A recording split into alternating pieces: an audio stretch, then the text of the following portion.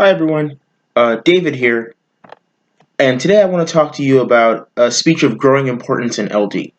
For the long history of LD debate, the KAF has been an afterthought, and by extension, the 2AR has been an afterthought as well. But the prevalence of KAFs in the last couple of years makes understanding everything from the mechanics to the psychology of the K2AR an absolute necessity for anyone seeking success or looking to elevate their competitiveness. The hope is that after listening to this, you'll have a better understanding of some stylistic, form based, and content based things that will make giving a 2AR in K debates seem, if nothing else, just a little bit less daunting. So let's get right into it. I love being affirmative in K debates. In most elims that I've personally been in where I knew it was a KVK round, I can't remember ever flipping negative, absent having a really, really detailed and coherent strategy against that team. So when I saw a bunch of kids in LD flipping negative, even in K debates, I didn't really understand it. I've been a critical debater since high school, and I've never read a critical AF up until that point. So when I got a chance in college to get halfway decent at critical affirmatives, I started to realize there was strategic utility in being in K debates. Now, somewhere along the line, we'll briefly touch upon some of the doubts that make people hesitant to be affirmative in K debates, but I want to start by talking about why I love the 2AR in a K debate. It's a speech where being able to create a story matters more than anything else, and that's something that I personally love to do. The 2AR in K debates is more of an art and less of a science, and we'll get into more of what that means when we talk about 2AR communication to judges. I think it's one of the most challenging speeches in debate to people that overthink it, but if we can figure out a way to simplify it, the 2AR in K debates can be a really, really effective way out of a sticky situation. So I guess the first question is how or when does the 2AR start? The logical answer is when you begin the timer for the last 3 minute speech of the debate. But really, you should think of the 2AR as beginning during 2AR prep. Now, if you don't have any 2AR prep in a one-off KVK debate, you messed up somewhere.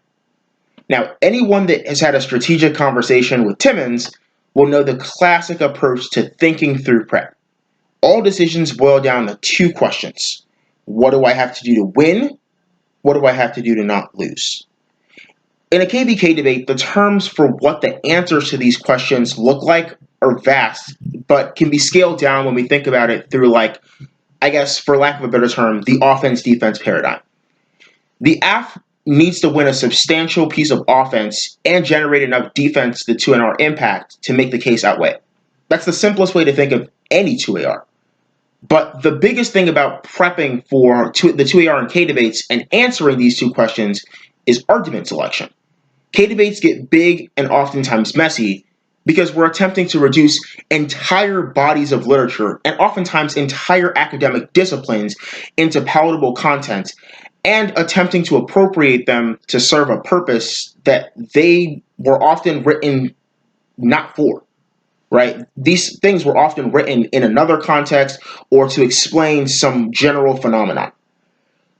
When you also add in the fact that there are time constraints, it's almost inevitable that these debates will be larger and larger as people attempt to explain arguments and make sense of their position. Many of which sometimes, admittedly, don't make as much sense as we'd like them to. Now, here's where this serves the 2AR well, particularly in LD. The 1AR is forced to expand on the 1AC, thus making the debate bigger, even though the 1AR is less time. The 2NR then has to respond to the bigger debate and expand on the critique, thus making it even bigger. This makes it more likely the 2NR will be broad, disjointed, and far too large to generate a specific focus of contestation for an impact. Now, the best critical debaters will still sidestep this. They'll still be able to read a relatively small or specific focus argument, and they'll be able to generate their impact. Fortunately, most people don't do this really well, right? It requires a deep level or a deep understanding of crystallization or very, very smart cross apps that most people just are not tooled to do. Now, here's where the 2AR becomes really important.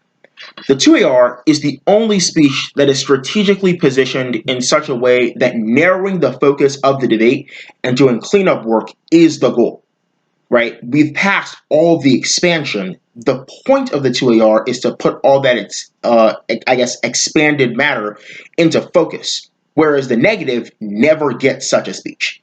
They have to do it all in the 2NR, expand, and then narrow. We often say there's value in being able to speak last. From an ethos standpoint, that's obviously true. But strategically, it also has value because it allows you the last opportunity to steer the debate. The next question should be, how do you do that? Within the spectrum of offense and defense, as it relates to critical debate and like most debate in general, the point of the 1AR is to produce options. The point of the 2AR is to capitalize on the most advantageous option available.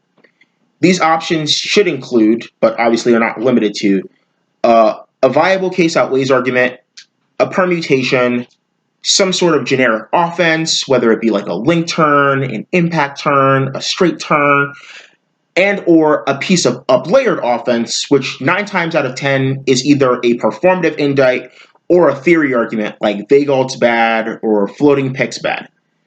The 1AR should attempt to produce as many of these options as possible while observing the obvious time trade-off between making these arguments and answering the negative as best offense.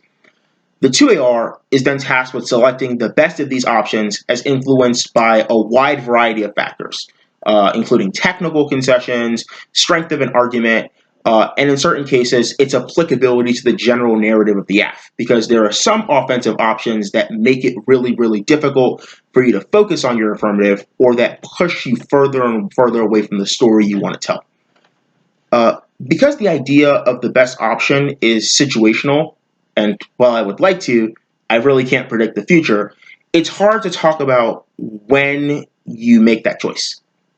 But we can talk about how to execute when you do make that choice. This brings me to the 2AR itself. The 2AR versus the critique should start with a short overview. Explain the AF method, why the judge would vote for it, and the primary impact the AF would solve. If there are secondary impacts to the affirmative, then you should be able to sneak those in on the line by line. Do that, answer what little offense they have against the case, and move on to the meat and potatoes of the debate, which is whatever strategy you've selected, whether it be, the impact turn, the case outweighs argument, the permutation, whichever strategy you select should be where you transition to next. Let's start with the first one, which is case outweighs. Now, I kind of hate doing this distinction, but I think that it is important as a starting point to reference an albeit arbitrary but important difference between the way that case outweighs is done in policy debates and the way that it's done in critical debates, because it does impact the 2AR significantly. Now, in policy debates, it's relatively easy to determine which impact outweighs which. Maybe the AF extended, say, an extinction impact and read enough mitigatory defense such that the disad doesn't rise to the level of extinction. The AF wins. If the affirmative plan saves 3 million lives and the sum of the net benefit to the counter plan plus the disad is 2 million lives, the AF wins. The reason it's so easy to kind of do impact calculus in policy debate is because impacts are easily quantifiable and there are universally agreed upon metrics for how to evaluate those impacts. K-debates have none of those things. Generally, no one agrees on a metric, which means that a fundamental part of being able to win case outweighs in the 2AR for a KBK debate is being able to win the framing debate. When we talk about framing, we're generally speaking of two things. Either we're speaking about a role of the ballot or role of the judge, which frames how decisions should be made, or we're speaking about theories of power or lenses by which we should view the world generally, and specifically the positions read in the debate. So let's start with the role of the ballot, role of the judge very quickly. On the role of the ballot, role of the judge issue, what you're really looking for is an arbitrary but clear line of separation. Maybe your framework arg affects a wider scope of people, so it's more encompassing, or their framework arg doesn't make sense for a debate because it's not comparative, or your framework arg allows you to talk about, some type of suffering that you think matters in the debate, whereas their framework arg would specifically eliminate those things. Or your framework arg is more practical, right? All those are examples of lines of separation that can be drawn. None of them are universal or should be valued more than another, but the 2AR gives you the opportunity to sit down and really think about what is the basic framing argument I want to make, and why does my framing argument come first? Because they're also going to read some type of framing argument which is equally arbitrary. So if the only thing that they can say is you kind of are arbitrary, then that's not enough for a judge to say that that's not a reason why your framework argument matters. It's important to remember in this scenario that these arguments are just to help judges think through their decision, right? What should I prioritize in terms of someone explaining one method versus another? What should I default to looking to first? But that doesn't necessarily mean that you've won an impact or that somebody won't be able to win offense under your framing. One of the things and mistakes that I see that happens a lot is that people presume just because they have one framing that they are significantly ahead in the debate, which is weird because most good 2NRs do significant amount of work to beat back your framing and to link offense to your framing as well. That's the whole purpose of turns. Now, the theory of power debate. This is where things get a little complicated, where things get a lot of messy, and where debates can be won, but oftentimes are lost. The theory of power debate is where things get interesting, at the very least. More and more, it seems that people generically talk about their theories of power and kind of just brush over it, but it can make or break the debate. By my count, there are two basic ways to think through and push forward a theory of power. The first is to discuss its explanatory power. Explanatory power is just what can the K, explain, right? What about your theory of power tells people about the world? What does it teach people? How does it allow people to look at the world? And what do you see, right? The more things your K can explain, the more likely that you can win that the theory of power that underpins it is true. And oftentimes, winning this is pretty sufficient because people are just having debates about the best mode of theoretical analysis, right? It is a big portion of critical debates, and I think that it is important to be able to isolate that. Spending some time explaining, at the very least, what the explanatory utility of your critique is helps. And I think that it should be a portion of the 2AR, definitely, if you're reading something a little more theoretical than performative, because it is intimately linked to whatever the method of the 1AC is. The method of the 1AC often is just a shield to advance a larger mode of theoretical analysis. So just explaining, ironically, what that explanation or explanatory theory can explain about the world writ large is really, really valuable. But the second, and I will admit it's my preference, which can be extremely useful if executed correctly, is explaining the effect of your theory of power on people. Many people presume that when you read a K and it's built on a theory of power, if you win that the K is true, then that's sufficient to win the debate. But you can do so much more when explaining how understanding your theory of power motivates some sort of action, or in certain instances, motivates inaction. Most of the time when people read theoretical K-AFs and those AFs lose to presumption, it's because they can't win that even though their theory of power is true, that it matters or that it makes people do anything. The key thing here is that there is a fundamental difference between winning that your AF theory is true or false and winning that your AF theory is good or bad. Even if you take a hit on the framework debate, winning that your theory of power wills action will bolster every affirmative impact and just makes the 2AR sound a lot more persuasive, because it sounds like there is actual utility to the affirmative, external of localized spaces like debate, or external of just this round, that there is something valuable about your heuristic. And if you can win a spillover or some sort of, conversation about why what you do in here and the theories you produce in here matter about motivating action external of this space, it puts you at a significant advantage over a 2NR that is solely about why their theory is true or false. Next up is the permutation. Now, I think the permutation is probably one of the most strategic ways for individuals to maneuver through the 2AR and K debates. And a majority of the reason for that is what we talked about before, which is that critical literature, and by extension critical debate, is super abstract. Abstract enough that people can kind of reorient literature in order to say that there is a effective or beneficial combination of two strategies or two bodies of literature, which would be the thesis of the permutation.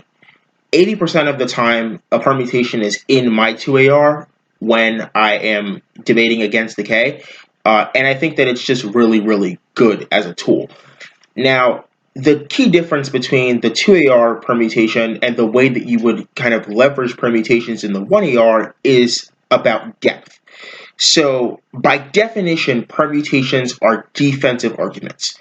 In my mind, they are some of the only defensive arguments that can be a direct route to the ballot in the 2AR. The reason permutations are defensive is because their sole function initially is to test competition between the affirmative and the alternative world proposed by the negative. Now, that is the function of it as it is read in the 1AR. As a result, it's really easy for individuals to just be like, to just read a series of permutations, in effect spamming permutations. Permutation do both. Permutation do the AF in the mindset of the alt. Permutation do the AF, which is not a real permutation in my mind, but I digress.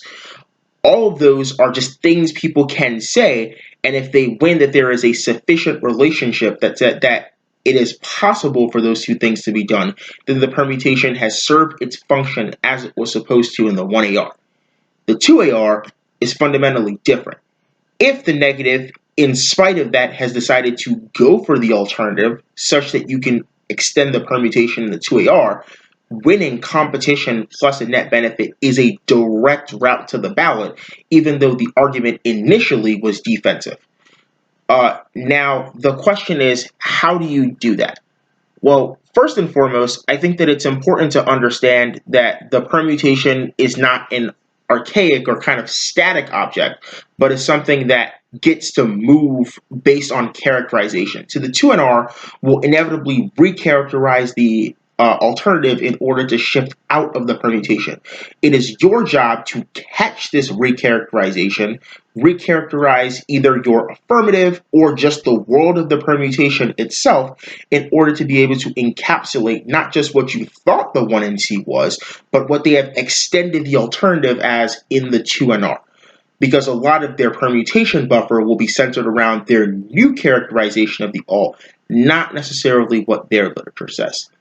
Second, being able to spin your argument in particular can create a really ethosy 2AR on the permutation, right? It's just easier for you to say that these two things can happen in tandem and then read a series of net benefits in response, because then the negative doesn't just have to win that the world of the app is a bad idea, but that the world of the permutation is a bad idea.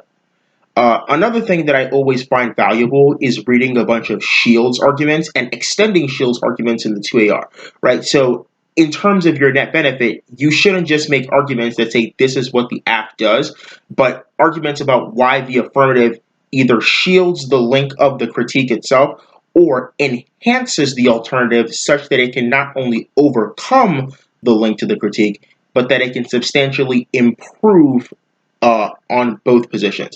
I think a lot of times people are very, very machinic in terms of how they extend the world of the permutation to just say this is the world of the permutation, which is insufficient against a decent, let alone a good 2NR. Now, the next thing that I think is really important when thinking about the permutation is painting a picture of the perm.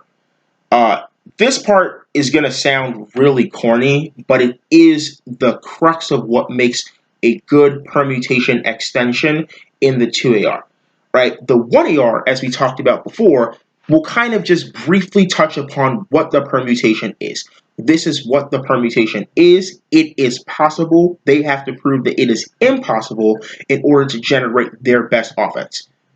Fine in the 1AR. The 2AR that has committed to going for the permutation must now explain the world of the permutation in a way that they did not and often could not in the 1AR, all without making it sound new, which is something we'll talk about when we talk about stylistic issues. Now, the interesting thing is that when painting a picture of the permutation, it's not just about expressing that there is a world of a permutation. It is often about being able to say, this is what the permutation is, this is what the permutation does, this is the function of the permutation, and this is how that function differs substantially between what the affirmative said in the 1AC and what the negative said in the 1NC. It is, in effect, a new world that you have to explain in order to be able to generate an argument about why it, evades a link argument or why it generates a net benefit that was not initially in the 1NC. Being able to paint this picture is really, really important to judges, right? Judges are often thinking about what decisions are not necessarily correct because there's no true or false, this is debate, but are thinking about what decisions produce the most clarity. Permutation debates are your way to produce clarity and say that, look, all of this is a bunch of stuff that we have hobbled together, but there is a coherent world in which both of them happen. It is an easy out for you because, and I know this from being on both sides of this as a judge and a competitor, it is easier for the judge to explain why the permutation solves the link to the critique often than it is for them to explain, for example, why there is no link or why there is a link term. So judges are often looking to the permutation in order to create a key distinction, in order to see what can I vote for. It's the first portion they look to in terms of how the affirmative interacts with the K if there is a permutation gone for in the 2AR. So if it's the first thing they look to, you should try your best to make it the last thing they look to. And that involves being as clear as possible so that they have no incentive to look elsewhere when thinking about how to evaluate the debate. Now let's talk briefly about positionally generated offense. These are the things we most associate with like turns. So like the link turn, the impact turn, the straight turn, etc. I think the most important thing to remember in this context when thinking about the 2AR is just what an effective collapse to the turn looks like. Oftentimes what ends up happening is that people make a decision to go for a turn or to go for some piece of offense, but they are extremely shallow in explaining what this has to do with the debate or what the implications of it on the debate are. So there's a 3-step process for thinking through how to extend this offense in the 2AR. First is to extend the general thesis of the offensive argument you're going for, i.e., this is what the link turn is, this is what the impact turn is, this is what the straight turn is. Second is to explain its implication on the position that they have, read. So the impact turn interacts with the critique in this manner. The impact turn means that they can't generate this impact. The link turn means that we get to read this argument as offense for the affirmative, or the link turn functions as a new advantage. Oftentimes, people think that they can impact turn the entirety of a position. That is often not true. You don't generate an impact turn against an entire position, but often generate an impact turn against a foundational portion of a position. What that means is that you can siphon offense from that section and then generate and leverage that offense against everything else that they've read. So understanding these divisions in particular is really, really important for thinking about how you will extend whatever piece of offense you go for. The second thing to do is to focus on its implication on the debate. So saying that you have a reason as to why you have generated offense against a position is not enough unless you explain what that means for the overall debate. Because remember, they're always going to have some piece of residual offense. Oftentimes, if you have clearly flagged your offense, negatives will presume a world in which you win X piece of offense you went for, and then preempt that with whatever residual offense they have left. For example, let's say you win an impact turn against a particular section of the critique, but they can still generate all of their other offense. The negative might say, even if they win this, impact turn, the alternative still solves this giant thing, which substantially outweighs the net sum of the case and whatever the strength of this impact turn is. In that case, the affirmative would still lose. It's important to read these particular tonal shifts and see exactly what it takes for you to be able to, win the debate on the impact turn.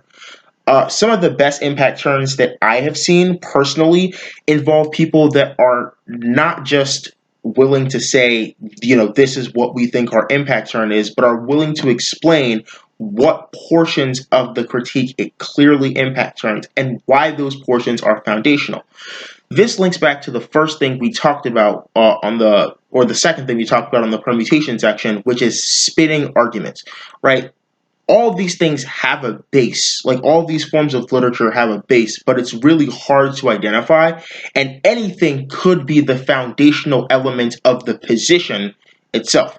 So if an affirmative can clearly identify that this is a foundational portion of the negative's position and then win some sort of offense against that, it is extremely easy to win substantial offense against their position, and at the very least to produce a healthy amount of skepticism in whatever the negative position is. Now, it would be remiss in having a conversation about offense without also talking about the fourth portion, which is up-layered offense. So things like a performative indict or a theory argument. Now, these arguments are really interesting, mostly because the way that you would compare them don't really match up, right? So the traditional way of extending a piece of offense like a link turn in terms of being like, this is the framing argument we have read, this is how this link turn associates with the critique and the framing argument, and this is why under this framing mechanism, the strength of the link turn outweighs whatever the impact to the critique is, right? That way of thinking through the turn doesn't really apply when you're reading a piece of up-layered offense. It's more about, what you have said is the function of the debate itself. So this is where impact calculus gets a little tricky. But first and foremost is just to flag it as a higher level issue, right? Being like this is directly associated with a paradigm issue is a really easy way to kind of, I don't want to say move away from traditional impact calculus, but definitely a way to add onto traditional impact calculus, and if need be, a way that they will look to whatever your up-layered offense is before the offense of the negative, which is a big thing that judges do and a big thing that you need to focus on. This is more of the psychology section on stylistic things. Now, given that, I think that it's really important for people to explain the value of voting for the up-layered offense. Unlike just reading a piece of offense and saying, this is why it helps us win the debate, up-layered offense requires you to be able to tell the judge why they should empathize enough or why they should believe that their ballot has utility in dealing or rectifying your offense. It's more of a ballot question than a positional one. So, things like, why should the judge view this performative indict as an independent voting issue? Why should the judge value floating picks bad before they evaluate the substance of the debate, external of the fact that it is a theory argument and therefore it comes first? Explaining why they should view their ballot as consequential is an easy way for you to be able to, win offense that comes before everything else. And most people are not very good at shielding against this because they were prepared initially for a debate that was substance v. substance. The reason they read the critique in response to the KF was because they wanted to have a substantive debate that was not hampered by all these issues around ballot utility.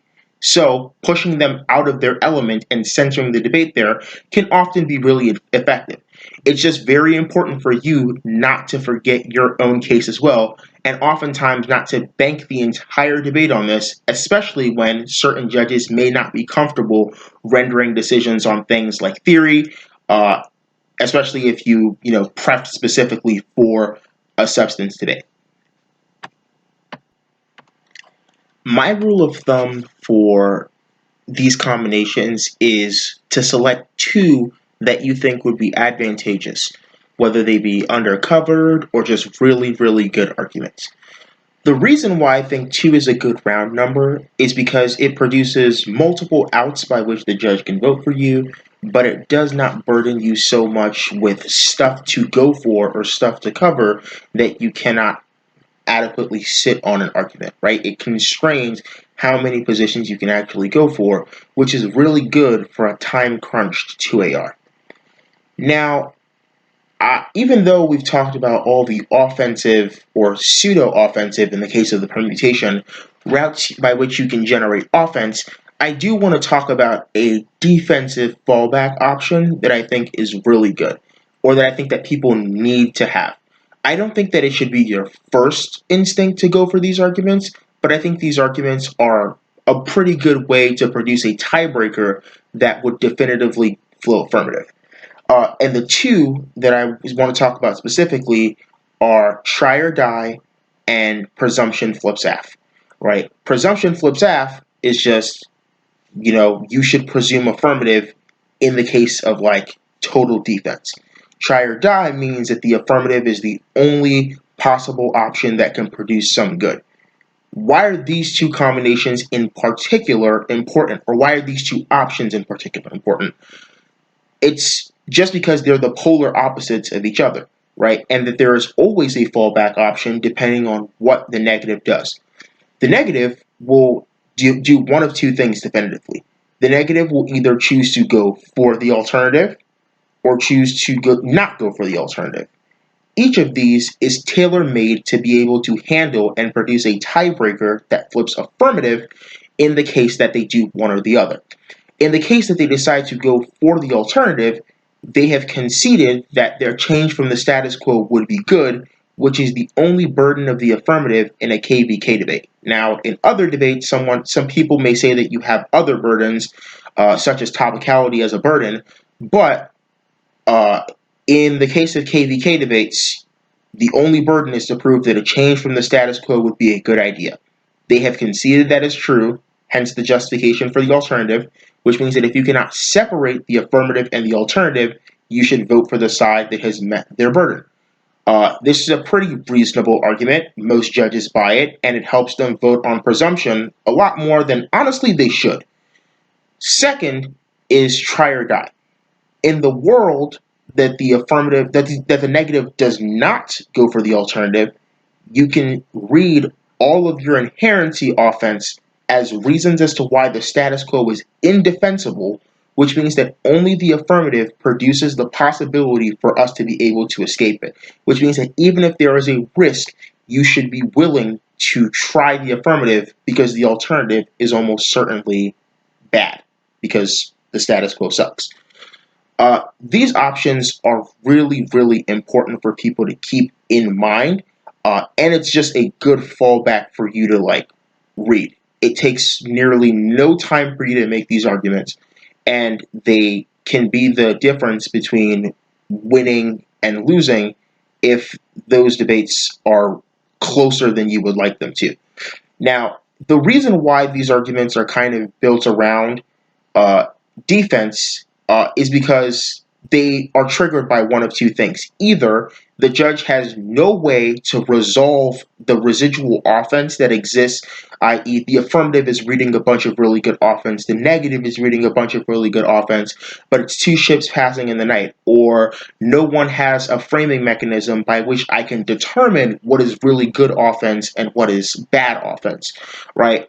Or just no one is rating any offense at all, which means that the judge can't really make a determination, right? All of these things are the conditions that could trigger the necessity to read presumption flips AF or try or die. Most judges that end up voting for these arguments don't end up voting for them because they love them, but just end up voting for them because they are the options that exist. So these should be your fallback options specifically. You should not begin or orient your entire strategy around something you know the judge isn't going to want to see or isn't necessarily going to want to pull the trigger for, right? This is your if all else fails option, I do this. And it's a pretty good one, but you should keep in mind that it should not be the thrust of the 2AR. It should be a section of the 2AR in the back half specifically because it will put more focus around the things that you want the judge to actually vote for. So there's a fairly large amount of content to unpack about the mechanics of the 2AR. And you might be asking yourself reasonably, how do I get better at this? Well, like I said before, the way to determine how to choose these things and what to choose differs from situation to situation, which means that practicing this requires simulating those situations and then effectively learning to get better at them. Much like a football team has to learn how to read different defenses and know how to call audibles and change things on the fly, you also need to learn how to identify shifts, for example, in the 2 and R, and that will help you decide what 2AR to give or what combination of these strategies to engage in. So the two-step process is identification and then adaptation. There's a key way to work on this. First is just to focus on identification by itself. For that, there are a few rounds that you can watch. There are KVK debates. One is Newark Science BA on the affirmative versus Greenhill SK on the negative. Another one is Anderson SJ on the affirmative versus Greenhill AM on the negative. It's TFA finals. And then there's some policy debates that I think are pretty good too. There's UCO HS on the affirmative versus Oklahoma JW on the negative. Wake CR on the affirmative versus Towson BM on the negative, and Cornell KR on the affirmative versus OUJS on the negative, and then OUJS on the affirmative versus Cornell KR on the negative, which was the very next debate of the NDT. You should identify what strategies that the 2AR uses, what strategies the 2AR goes for, and how these respond to the 2NR that was given in the debate, right? Most of the time, the mistake that people are making, as I said before, is that they're responding to the 1NC and not necessarily to new characterization of the 2NR. So you need to be able to identify what those shifts are. The second thing to do is to then transplant yourself and give the 2AR, right? So either try to refine the 2AR that was given based on notes that you have taken, or attempt to give entirely different combinations of these strategies and try to retool a new 2AR depending on whether or not it would be more strategic or more challenging, etc., etc. This is to fill a gap if you do not have rounds yourself, and is generally just a good place to start in terms of drilling. Once you do have KVK rounds, you should work on reiterating stuff for yourself. So first, identify what strategies did I choose and was this the most effective strategy? Just watch yourself and listen. One of the things I've noticed is that when people watch themselves debate or listen to themselves debate, they are hypercritical of themselves. And that hypercriticalness, I don't know if that's a word, but that hypercritical nature is good because it puts a lot more pressure on you and forces you to become better. So you should do this and give the speech a second time. The second time, you should focus, if you made the entirely wrong decision, you should focus on giving a new speech that makes the right decision. If you made the right decision but could have been more effective, focus on cutting out fluff, right? Things that were unrelated to the strategy we're going for, or things that were in excess of the offense you wanted to generate. Do it until you feel as though you have the bare bones, right? And this should be less than the 3 minutes that you have given the speech before, right? The bare bones of it should be less. Then add things that are substantively built around the offensive strategy you've gone for, and that will help you fill up 3 minutes of substantively better and stronger content based on a coherent strategy. That is the way you refine your 2AR, right? Is that you tear the entire 2AR down, you strip it down for its functional parts, and then you outfit it with things that are strategically more advantageous or just substantively better for you. And if you produce enough of these situations, then it will become second nature to identify and then subsequently adapt to any 2NR that you see. Now, some stylistic elements that we should add. First, this is a problem that I've noticed for a lot of people that are reading particularly performative affirmatives. And it's something that I think needs to be at the top of the stylistic elements that people think about when thinking about giving a 2AR and K debates, which is you need to maintain focus on the affirmative.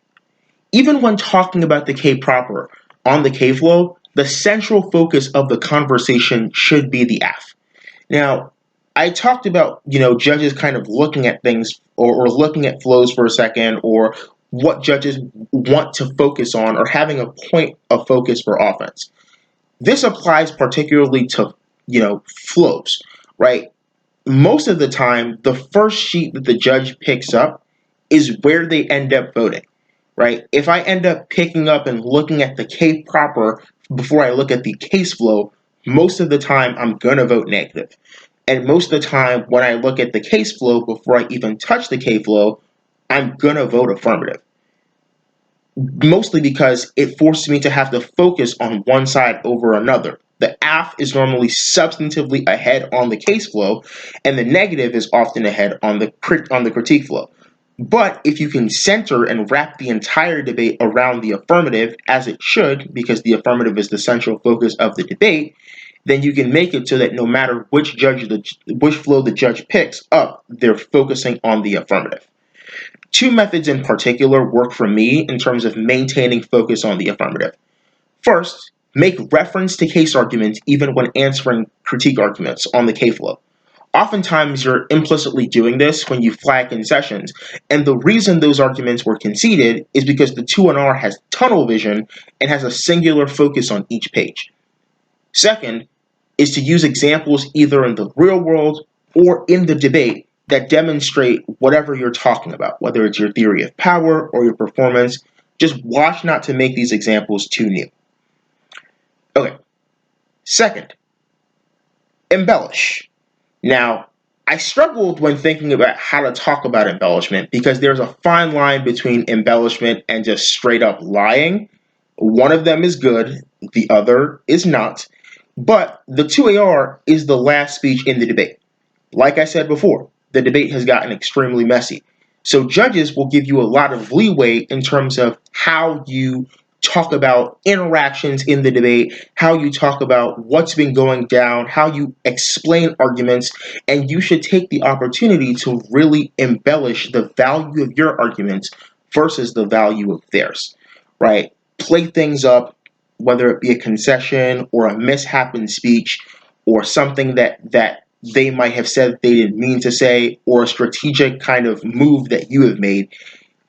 Playing up the value of those things can play on the judge's perception of the debate and produce either skepticism against them or definitely favor for you, right? Embellishment is one of the most important things that a 2AR can do, and it just helps set the stage for everything else. The problem is when embellishment crosses the threshold into lying. But sometimes you need to cross a threshold because you might have missed an argument or you might not have answered something in its totality. In that manner, it's important to do the third thing, which is to maintain similar language. So let's say that you may not have tackled one of their substantive pieces of offense entirely. If you can wrap that up in another thing you said, right? Like if you flagged some random disad, but it might interact with this, you can just say, hey, we did answer it. It might not have been on this argument, but it was tied to this disad that we read. Oh, look, they conceded it, right? And then all of a sudden, you're back in the game. Even though, let's be honest, you didn't really answer the argument. This happens all the time, but it's the ultimate way to kind of regain your footing if you might have stumbled somewhere. Fourth is to roadmap. Now, normally when we talk about roadmap, we're talking about that thing you do before the speech, right? Like, hey, the order is going to be the case and then the K. That's not what I'm talking about. When I'm talking about road mapping, I'm talking about exposing the strategy itself. So when you sit down and think through what am I going to do in this 2AR and prep, you have a whole line of thought. But oftentimes we as debaters refuse, ironically, in an activity about communication, to communicate our full thought because, we're afraid that it might expose our strategy. But it's the 2AR. There is nothing else that they can say in response. So instead of just saying, hey, we have the strategy, here we go, explain the strategy. It is the only speech where you can explain every strategic move you are making as you are making it, because there's no chance that someone can just produce a new speech in response to the strategic vision that you have. But there is a chance that your explanation of your strategic vision will influence the way the judge reads your positions against their positions, which they have no idea what the strategic vision was. And it also just helps you out. For example, you don't just have to expose your strategy, you can also expose their mishaps. Like, they conceded this concession is the impetus for us to make this decision right here. And wrapping those two together will really, really help just package the 2AR in a valuable way. The last thing that I must say is efficiency matters. For some reason, I think that this is partially because of the schism that has been created, but people have associated efficiency and line by line to policy debate and have thought of, critical debate as being just large overviews and nothing more. And I think that this is a bastardization of critical debate, but I think that to a degree, it is also enabled by the fact that people do not give efficient 2ARs. Take advantage of strategic concessions, group things, engage the line by line. Do not just say, we have an idea, that idea is good, therefore vote for us. I think that it's important for people to realize that strategic vision is not just about what you think, but also about the way that you execute. So make a concerted effort to make sure that you are answering arguments on the line by line, and that what you are not answering specifically, you are compensating with smart framework arguments, grouping, cross applications, etc., etc. So I think that virtually concludes most of the form-based, style-based, and content-based comments that we were going to talk about in the context of the 2AR. I hope that this helps you think through how you want to give a 2AR. The point of this is not to say that there is a, exact science, as said before, to how the 2AR operates, but just that the 2AR is not structureless, right? The 2AR in K debates is not a free-for-all, right? There's a lot of thought that goes into each decision that is made, and the sooner you learn how these decisions are made and how you should think about it, the higher your chances of winning debates that are KVK with a fire 2AR are going to be.